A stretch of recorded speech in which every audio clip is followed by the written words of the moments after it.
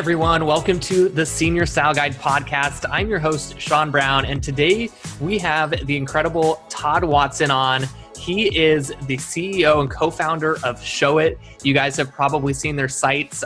Jasmine Starr uses a ShowIt site, who's a huge name.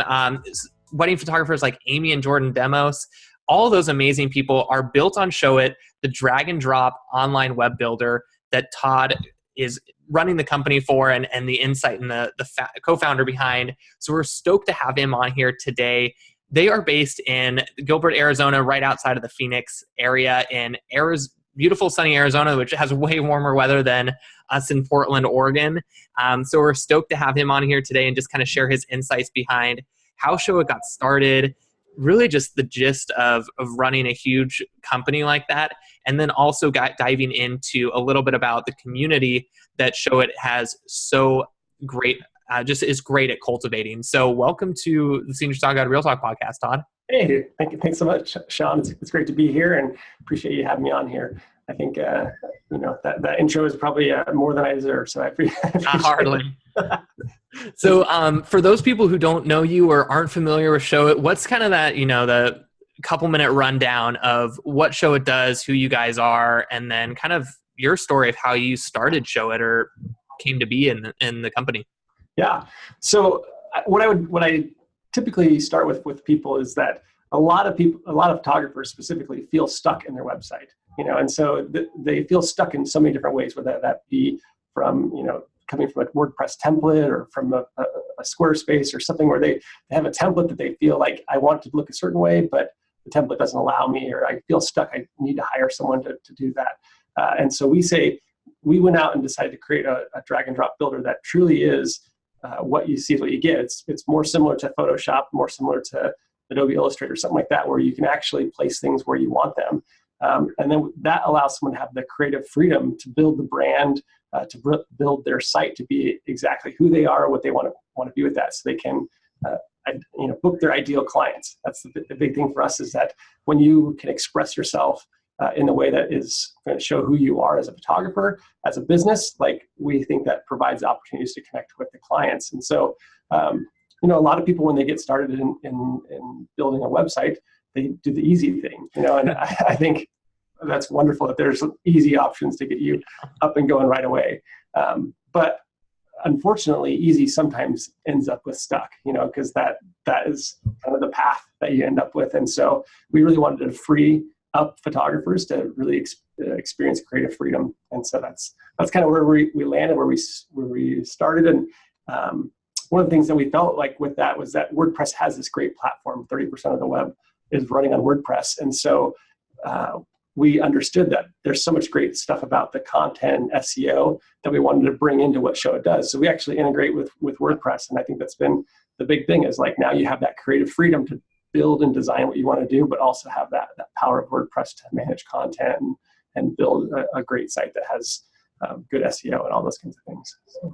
Yeah, absolutely. And I know my site's built on ShowIt. I started that, like you said, that easy route where it's portfolio primarily, and you can add a contact button and all of that stuff. And then really what I found with ShowIt was that it was one of the best online platforms for being able to brand it how you need it to, where now all of a sudden your social media and your website work cohesively together versus kind of fighting each other to get it to the point you want. So I think that's exactly what you guys do. Like you said, is bridge that gap between creativity and then that kind of being stuck in, how do I code for this thing being here? You guys take all of that out of the equation, which I think is tremendous. So how did you get started with ShowIt? Kind of what's your story and how you fell into this whole web design digital realm? Yeah. So, man, it goes way back. I had a friend who was a photographer, and he came to me and we said, hey, can we build this? We actually started with his website, and he said, can we build a website? And I was like, well, I have a little experience in that. And this was back in, 2005, 2006. And so we looked at building that in Flash, and, we built this great site, but part of that site had some slideshows. And so he said, is there a way that we could make this available for photographers to build their own slideshow. And I was like, well, yeah, I think that's possible. We could probably build something like that. So together we collaborated and built this slideshow product. And I think at the time we thought, or I thought, man, I was doing this on the side. So I was like, if we sell 50 of these, this is going to be great. And I think over the next 5 years, we sold like 15,000 of the slideshow software. So that's kind of like where ShowIt was birthed, was kind of in this slideshow software. As we built this slideshow, we realized that photographers were putting the slideshows on their website, and they didn't have, it didn't really match because their website wasn't that great, or it was this template that, just didn't look so well. So we said, I feel like that's the more important thing, is like what someone's website is going to end up looking like. And so we shifted and decided to go in the website space. And so we built, the original ShowIt was built in like 2008. We started that, and that was built on Flash as well. So still early days before mobile devices and all those kinds of things. And so it was a desktop platform. And so we built our customers and had some great sites over the years. And then at a certain point, Steve Jobs came along and said, no Flash on the iPhone, all the fun with that. And so we got to experience this, like, oh no, we have this platform that works, but it's not moving forward into the future. And so in 2014, we actually split the company into two. And I took over ShowIt, and my business partner at the time, he took over Pass, which was our photo delivery system. And so we kind of rebooted. We started over, and we built a platform from scratch, and just decided, hey, let's go after this thing and see if we can make that work. And so really launched that in 2016. And really the last 3 years that we've been, we took a lot of the concepts and ideas that we learned from years and years of building websites, and then built that into a new feature platform that really is designed with mobile devices and desktop, and then also around WordPress as well. So took a lot of those things that we learned and said, okay, let's build a platform that that really fits what we feel and what we've seen in the market really wants. And so that's kind of the origins of ShowIt, and we've been really enjoying that journey since then. I love it. Oh, I think the cool thing is that you guys started where it wasn't going out and designing a product just to design a product. It was really fitting that need, and then adapting that product to fit that space that you guys saw kind of a deficiency in, which I think is where honestly the best products are born, is products that are designed with kind of filling. It's I think it's Seth Godin talks about that lock and key method, where you can go out and design a key to fit a lock versus fitting a lock and building a lock and trying to find the key. And I think that's exactly what you guys did. Is your partner needed a site, and so you went out and figured out that other photographers needed it, and worked to grow it. So kind of over that transition, that period from going from that slideshow to the website, what did you see as like kind of your mission behind that process? Was it to help photographers? Was it to build a site that they could do themselves? Was it working to grow that community of designers that you guys have now? Or what was kind of your initial purpose behind that? Yeah, I think that really goes back to where our heart is. And when we look at the businesses over the years that succeed, so many times it is the ones that are connected, that are in community, that have good friendships in the industry, and build on that. So we really started as a forum back before Facebook and all those kinds of things, and it was called Open Source Photo. And it was like one of those first things that like really put out information on how to build a photography business, and let people participate and have this community around that. And so in being a part of that community and really seeing and answering questions and seeing where we're at, that theme, we realized, just kept coming up over and over again of being stuck. Like the templates that were out there, it was great to get there fast, but people just got stuck. And so we just felt like that was frustrating for a brand to really grow and build. And so we said, there has to be a way that we can build a platform that is going to be after people who,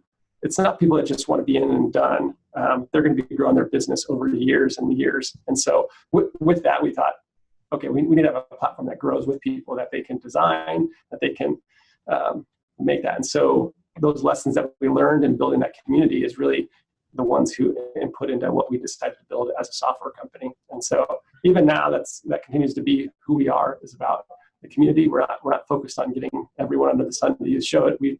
We are really focused on photographers. That's who we want to be with and a part of.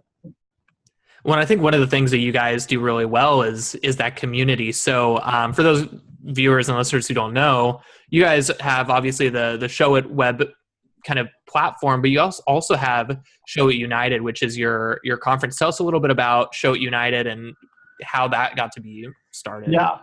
Yeah. Well, some of the early days of trying to build community, we saw all this stuff happening online and realized that a lot of the really great connections in businesses, like they happen because you know somebody and that you've interacted with them and you actually participated. So early on, we actually did bus tours, and we had a bus that we went around the country, like 30 cities, and all around. And we'd show up and we'd put on events and get people together and try to facilitate growth and education, but also in relationships and in community. And so after doing some of these bus tours, we realized, oh man, it would be great to pull everyone from, to one spot as opposed to, being all over the place. And so we started that first conference. It was actually,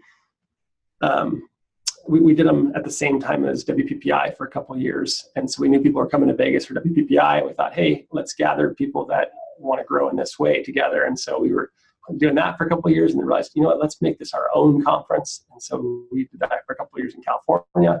And then when the company split, ShowIt took over the conference as well. And so the last 4 years have been in Arizona, and our company's been putting those on. And really, the idea for that event, it's not like a user conference. Not everyone that goes to United is a ShowIt user. Yeah. It's really our investment into the community that we want to see that community grow and thrive, because we will thrive as a business when we're a part of a community that's thriving. And so that's our way to invest in that and say, how can we make this something that's really valuable for people? And so we're looking at education. When you come to United, we're going to have great speakers and education and things to learn, hands-on styled shoots, so you can get a chance to actually shoot and have models and have someone who's got a lot of great experience show you hands-on some of those kind of things. But then we really craft a lot of it around the events and just facilitate ways for people to meet and develop friendships and have those relationships that will go on and on beyond United. Yeah. Absolutely. Yeah. And one of the things I think, not just the in-person stuff that you guys do with ShowIt United, but you also have the ShowIteers or the ShowIt kind of the Facebook group too, where you have that digital and in-person community. So talk a little bit about kind of your beliefs on the importance of, it's one thing to connect digitally with somebody over the interwebs and social media and these days, and you can get to feel like you almost know them. But there's kind of something that's intangible about actually meeting in person and having those ideas or those connections flow a little bit more organically. So talk a little bit about kind of your thoughts on digital versus in-person connections and that sort of thing. Yeah. There's a book called The Power of the Other. And I think it's just such a good book if you're looking for something that really talks about the power of having people in your life that are looking at the areas and then challenging you. I think that is the big thing about what's different from just having someone on Facebook who's going to make comments or that you can ask questions. Like those things are all great, but when you actually meet someone face to face, you actually accelerate that friendship and that relationship. And then also once you share experiences, once you have memories to draw on, you look back and you can see where friendships develop. And a lot of times it's through those shared memories, those shared experiences. And once you have that baseline to have that shared experience, now you can build accountability. So now you actually have people in your life that the social media side of it, the Facebook and all those kind of things can extend and lengthen and give you, more power and more energy for that relationship. But that face-to-face is really when a lot of that accelerates and ramps up of like what it is to have a relationship with somebody. And so I think it's so valuable for us to invest, especially as business owners and as someone who's building a business, like getting around people in the same phase, in the same mindset. It's just different than having your friends that you might have from all over the place that are going in different directions.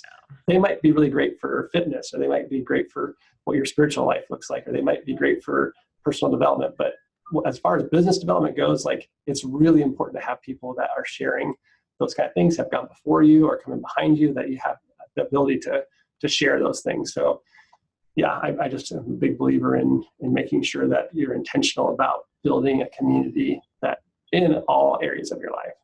So how do you cultivate a community?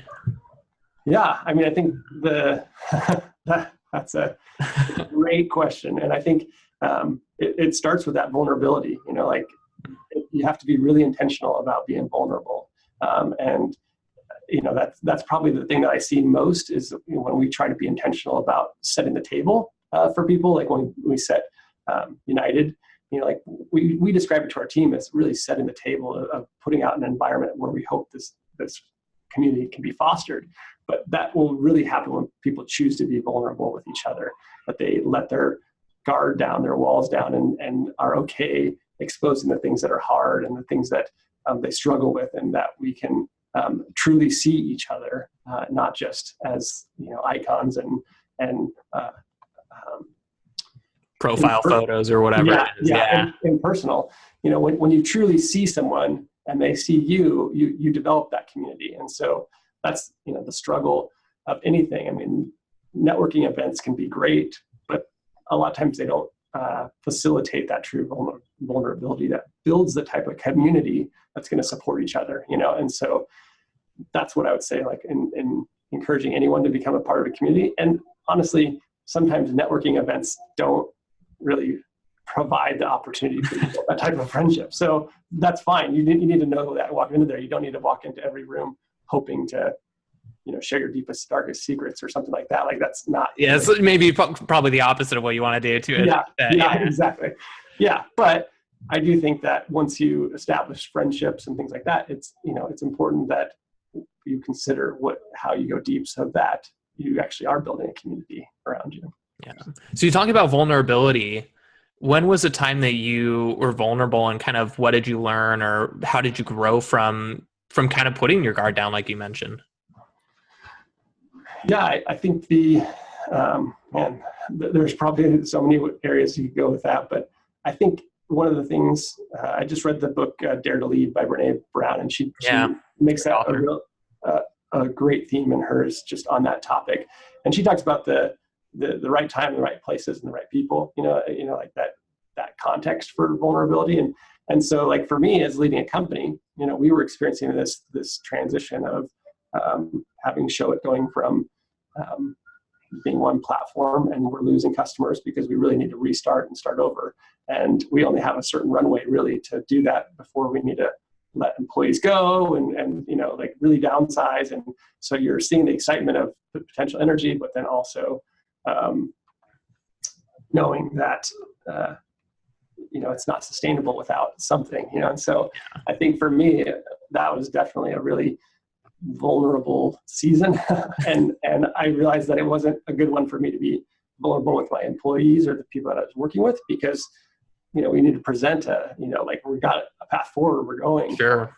But on the backside, I have some really key friendships and other business leaders who've been through hard times that I'm able to share, like, I don't know what to do about payroll. I don't know if I'm going to have to let people go. I don't know, like where it's going to be, how does this land? Like what's my responsibility as an owner?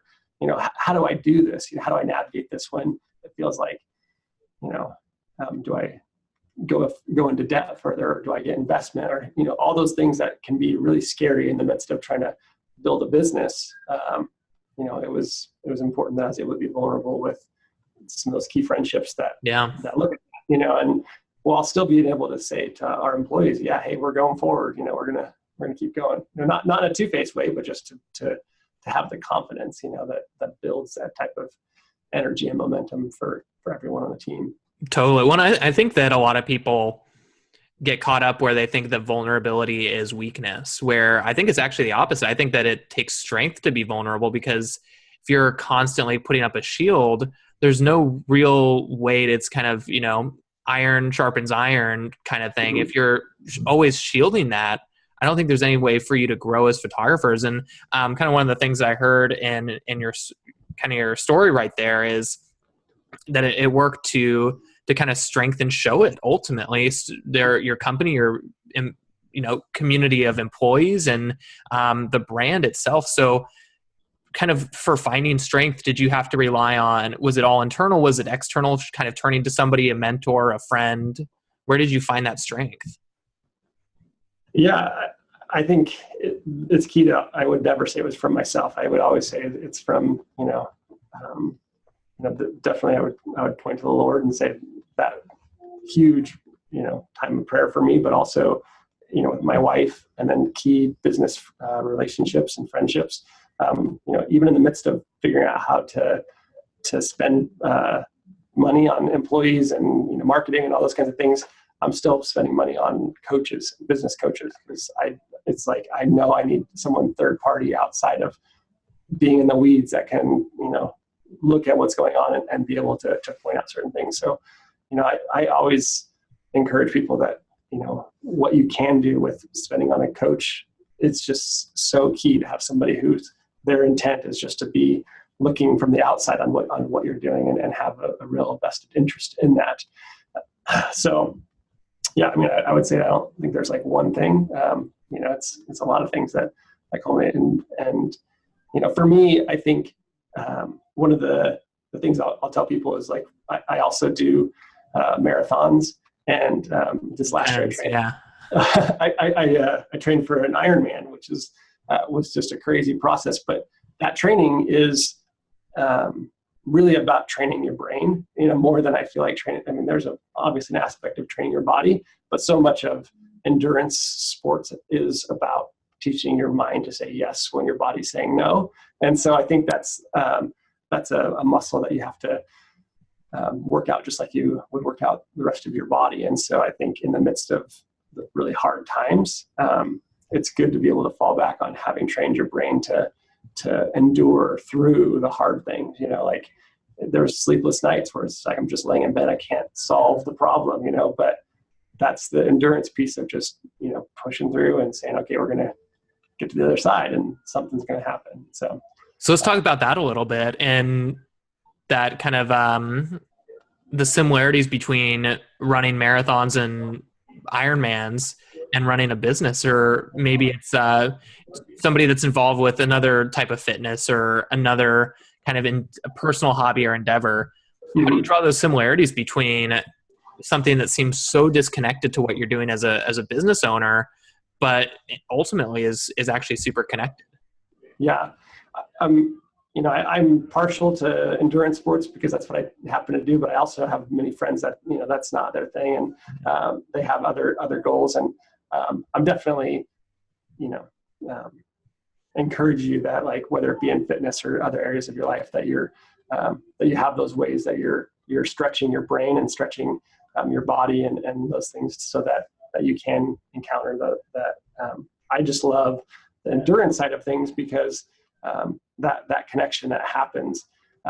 People ask me like, oh, is it, like once you started training, didn't it get easy? And I'm like, no, every time I'm out there, it's not easy, like it's, you're like, 60 miles into a bike ride, you still want to give up, 70 miles and you still want to give up, like it doesn't like, oh, okay, now we're fine. Like, but, and I think that's what happens in business, like you get through like 5 hurdles, you book a couple clients or something like that, for a photographer. And then all of a sudden something doesn't work out, or something falls through. Like, what is it that gets you up, to that next thing and say, okay, no, we're going to handle this. We're going to keep moving on and work with what we have in front of us. And so I think Angela Duckworth calls that grit.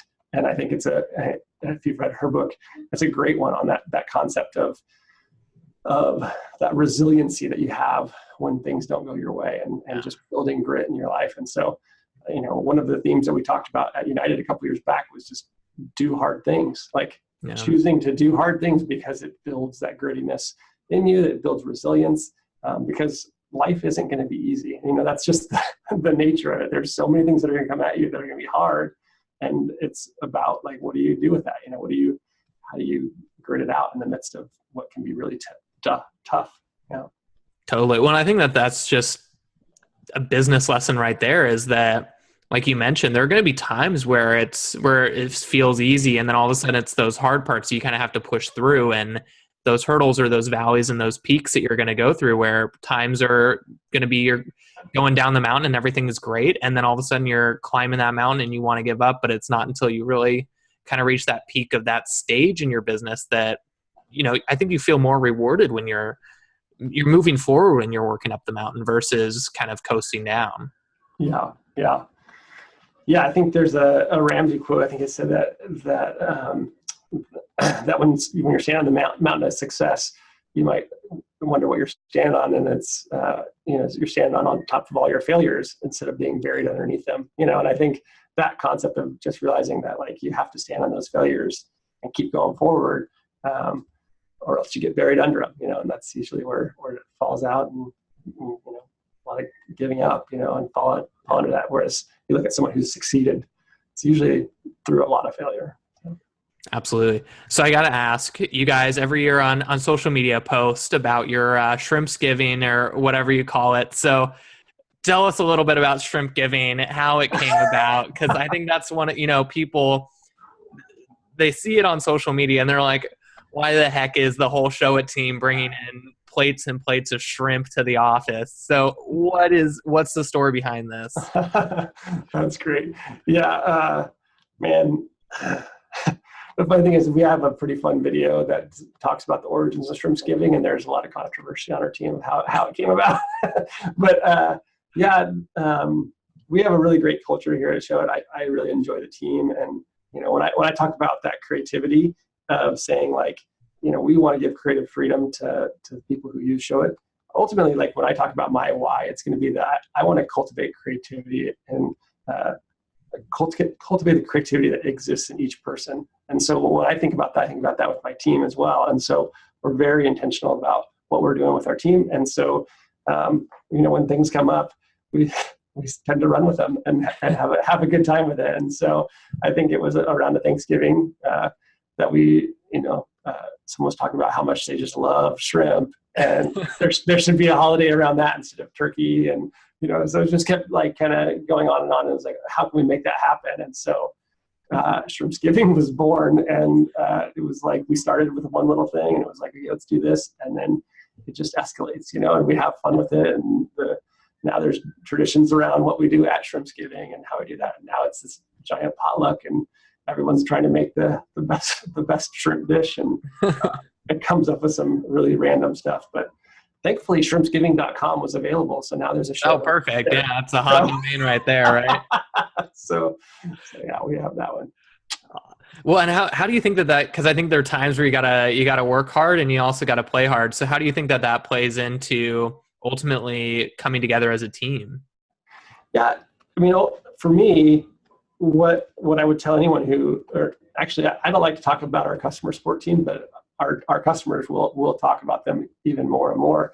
But I really believe that when you have happy people, enjoying what they're doing, getting to experience that creativity, that they are better people for helping support somebody else, and so it's a very virtuous cycle in that sense. And so when it comes to our support team, that's a lot of who our staff is people that you'll interact with if you have questions about software.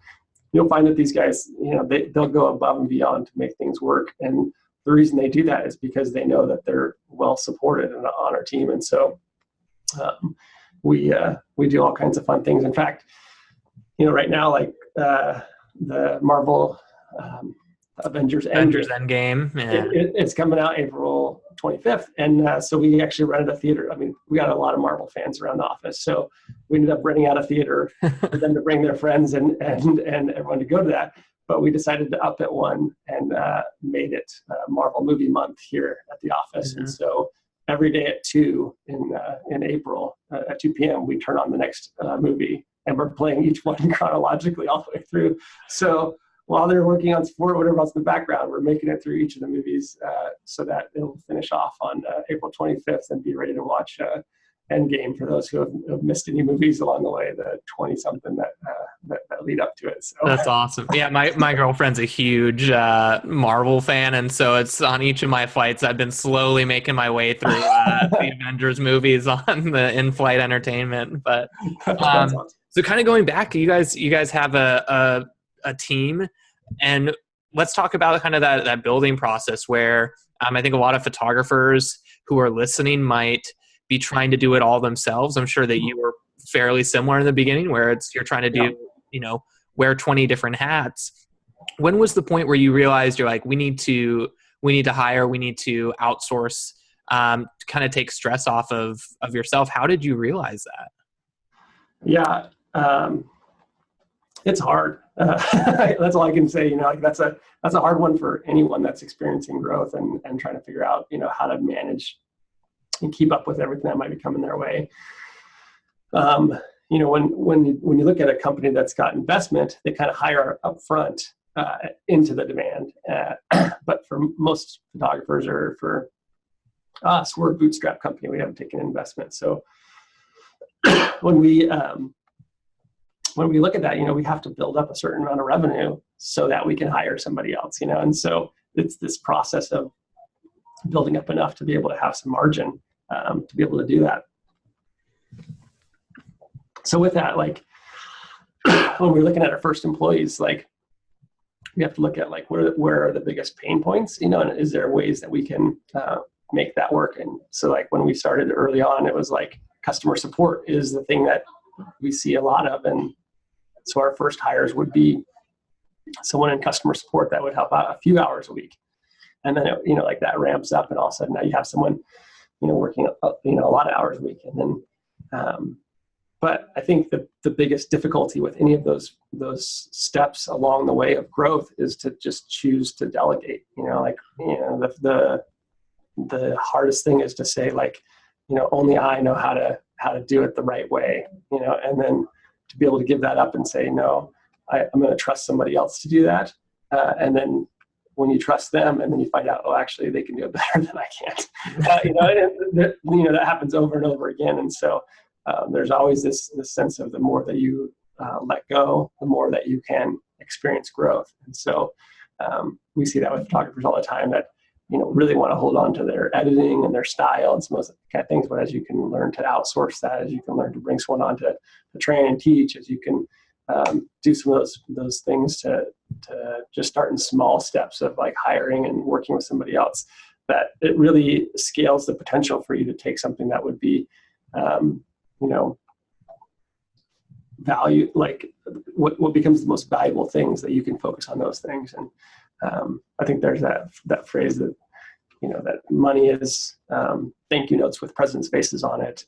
I think when you see that, you realize that okay, when someone's giving you money, it's because they value something that, they're saying thank you for what you're doing. And so when you can see it through that perspective, you can see okay, what are the things that I specifically do that are the most valuable, that people will want to thank me the most for, for that service. And then when you realize that there's things that somebody else would bring a certain amount of value for, that you can look at that value exchange, and that's when hiring can happen, and you can change the way that your business works. So it takes a little bit, and I'd never tell anyone that's easy to hire.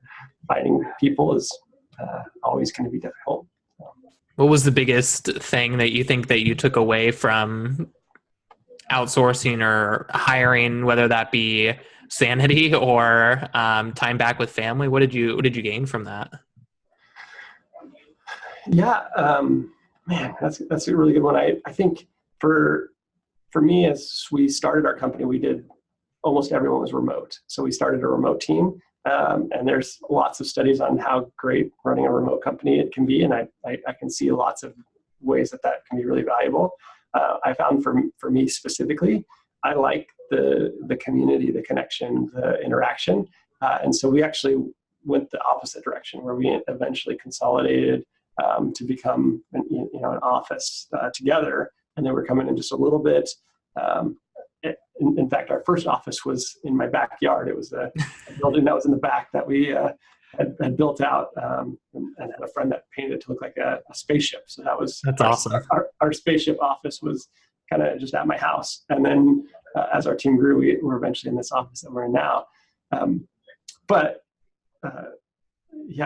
That process of bringing people on and seeing them grow, I found that like when I think about what I find the most rewarding and satisfying in life is that connection and growing people and cultivating that. And so while I want to do that with the product that we provide to photographers, I also really want to do that with the team. So for me, that's a big part of why I look at hiring and building a company is a great opportunity to be invested in other people.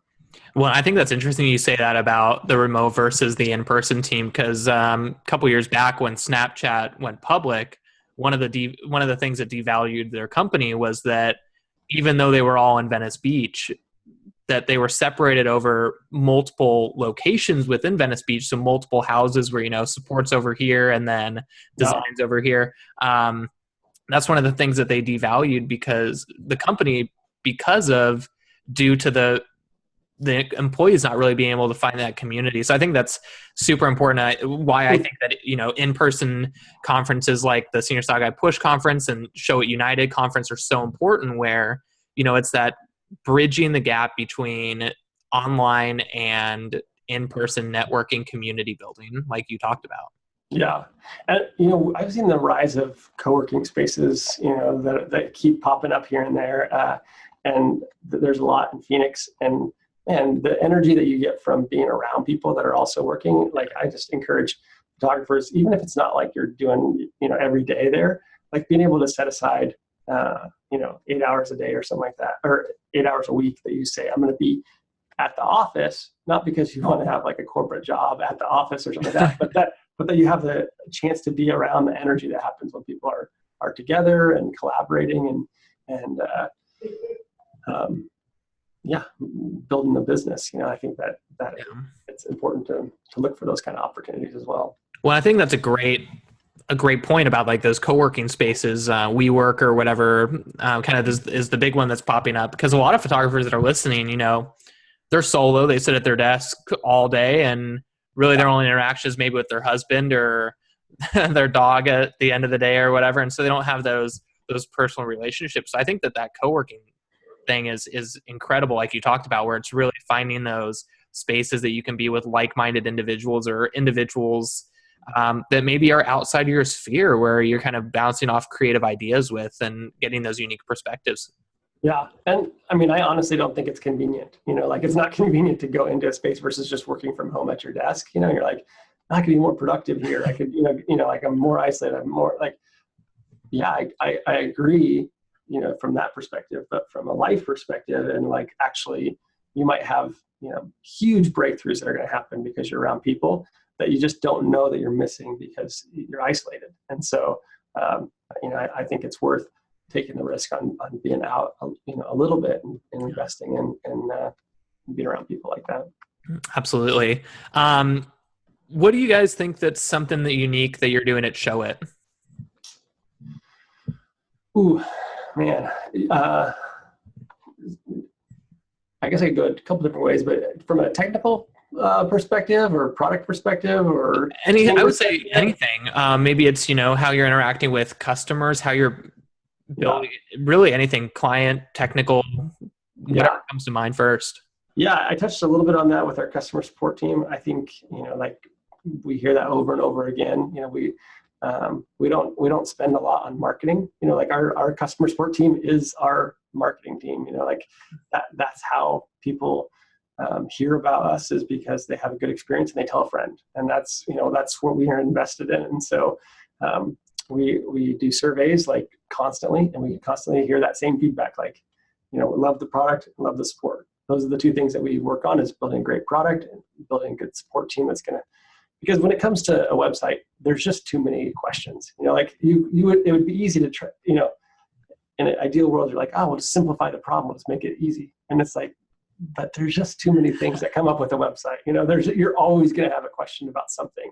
Yeah. And so we understand that there's going to be questions. And so we want to be really available to help you and not just, pass you off to something, but like really care about that. So I think for sure that's very unique for us to be as involved on the support side as that. And then I think from the product perspective, we're doing something that's different than anybody else when it comes to the WordPress space. When you look at WordPress, most people, or WordPress has a way of building a theme and doing a theme inside of WordPress. And so there's lots of themes out there, and you can buy a theme or a page builder and some of those kind of things, but they all work inside of WordPress.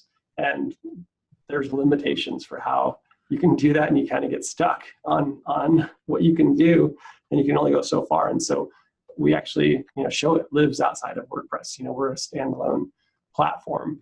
And so when you build in that, we actually generate a theme from whatever you've built. And so that's unique to the industry. People aren't doing it that way. And it's pretty awesome. But we think it's a unique way to do it that really provides a great experience for people to still have WordPress when it comes to building blog posts and things like that, articles. But when it comes to actually designing, you're not having to interact with all the stuff that WordPress does. Absolutely. As we kind of get to the end and kind of wrap up, I always like to ask, one of the questions is, what are you most proud of, whether that be in your personal life, business life, anything? Ooh, man, that's it. I think it's probably my wife and kids are always like, so I have 4 boys, and I think, when I look at them, like those are the things that make me, when they're doing things and when they're learning, I think that makes me the most proud, of what that is. And just my wife, the way that she has raised them, with me and the kids that they are now, I think, I think, and even just to talk a little bit about that side of, when I talk about creative freedom for business and a product, I think about that a lot for life too. And we try to live that in the way that we're building our life. And so like this last year, we actually took 6 weeks to go on the road on an RV and travel around the country with the kids, and took them out of school for a semester and did that. And so I think just building towards things like that you can say like, yeah, that makes me most proud, is to be a part of, our family that's doing things that are good for life and for creativity. So I love it. Awesome. Where can people connect with you online, social, all of that good stuff? Yeah, ShowIt.co is our website. We've been trying to buy that M for .com for 12 years or something like that. Yeah. But so ShowIt.co is our website, and our Instagram is ShowIt. And me personally, Todd Watson, you can connect with me. Instagram as well. I think I'm Todd Watson 23 and Todd at ShowIt.co. You can send me an email, and I'll respond to all those as well. Awesome. So. Yeah, I know that it's always tricky getting the domain with a common name like Sean Brown. I think SeanBrown.com, the last I inquired, was going for a cool 18,000, which the Sean Brown was okay for a little bit less. So awesome. Well, thank you so much. I always like to also end the episode with you getting to ask a question to our viewers and audience. It can be photography related. It can be web related. It can be life related. Just a question that you want them to answer. If you guys are listening on the podcast, screenshot that podcast, tag at ShowIt, at Senior Style Guide, and then at Sean Brown Productions. You can tag Todd as well, and we'll try and answer. I would just like to see your guys' answers to the question that Todd's about to ask, as well as connect with you and just say hello. And thank you guys for watching the Senior Style Guide Real Talk podcast. So to kind of wrap up the episode, what is one question that you want to ask our viewers and have them answer, whether that be in the comments or the Instagram DMs? Man, I love when people are overcoming their fears. I'd love to hear, like, what's the scariest thing that you've ever done? Scariest thing you've ever done, yeah. There you go. I'm always fascinated by what people can overcome, and so I think that's like Ironman races. Yeah, there you go. Yeah. Awesome. Well, thank you so much for being on, guys. If you have not had a chance to check out ShowIt, please do. I highly recommend them. It's the platform of my choice. It's what my website's built on. It's just one of the most incredible, powerful web builders. So do yourself a favor, check it out. If you guys are wanting to be more involved in the photography community and you don't know where to start, check out the ShowIt Facebook group as well as ShowIt United. I think that there are two tremendous areas with a lot of positive support, which I think, there are a lot of Facebook groups out there where negativity can kind of seep in. And I think that ShowIt's really great about making sure that it's just, an overly positive community. So thank you so much, Todd, for being on here. It was great to chat with you. And I know that there's a takeaway for all photographers, regardless of the genre. So thank you for taking the time out of your morning to come on here. Yeah. So awesome. Until next time, we'll see you guys later.